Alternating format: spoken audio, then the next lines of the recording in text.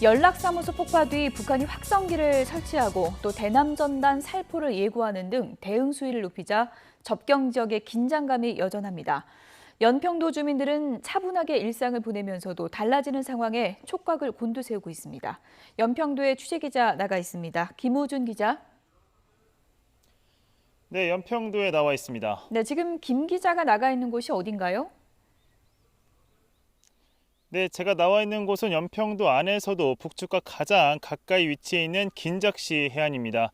이곳은 오후 1시부터 간간히 포탄이 터지는 듯한 소리가 들렸는데요. 저희 YTN 취재 결과 다행히 군사 활동에서 나오는 소리는 아니었고 북측에서 공사를 하던 가운데 폭약을 터뜨리는 소리였습니다. 관련 소리는 오후 4시쯤에 멈췄습니다. 그만큼 이곳은 북한과 가깝다는 뜻인데요. 실제로 제 뒤에 보이는 섬 역시 모두 북한 영토입니다. 그러니까 화면을 기준으로 오른쪽부터 석도가 위치해 있고 그 옆에는 장제도 그리고 갈도가 위치해 있습니다. 그리고 장제도와 갈도 사이 지금은 현재 해무 때문에 잘 보이진 않지만 그 중간이 바로 북한 개머리 해안입니다. 10년 전 연평도 포격 당시 연평도를 향해 포를 쐈던 장소로 여기서 15km 정도 떨어져 있습니다. 오늘은 날씨가 흐려 망원 렌즈로도 개머리 해안 자체가 잘 보이진 않지만 주민들에 의하면 어젯밤까지도 개머리 해안의 포문은 열려 있었습니다.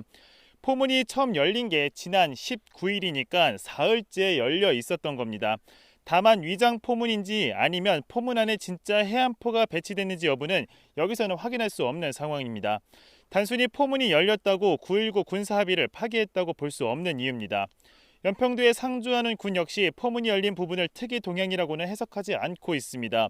습기 제거를 위한 환기 차원인지 아니면 다른 목적이 있는지 지켜봐야 한다는 건데 환기를 위해 며칠째 포문을 열어두는 일은 극히 드물고 또한 개머리 해안을 지켜보는 우리 측 언론이 있다는 걸 북한이 알고 있는 점 등을 고려해봤을 때는 일종의 심리 압박용으로 해석할 수 있는 부분입니다.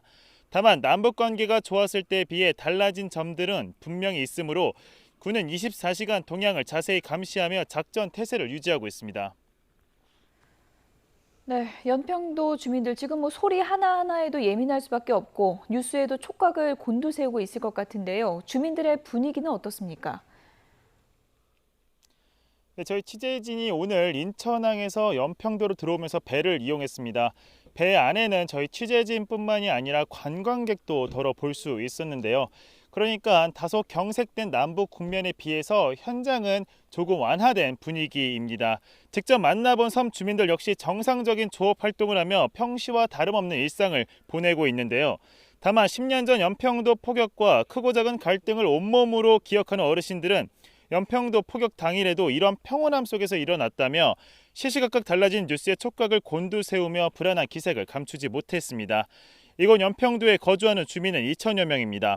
옹진군은 비상사태를 대비해 연평도 안에 마련된 대피소 등을 다시 한번 점검하고 군과 경찰 등과 비상연락망을 구축해 비상시 즉시 주민들을 대피시킨다는 방침입니다. 지금까지 연평도에서 YTN 김우준입니다.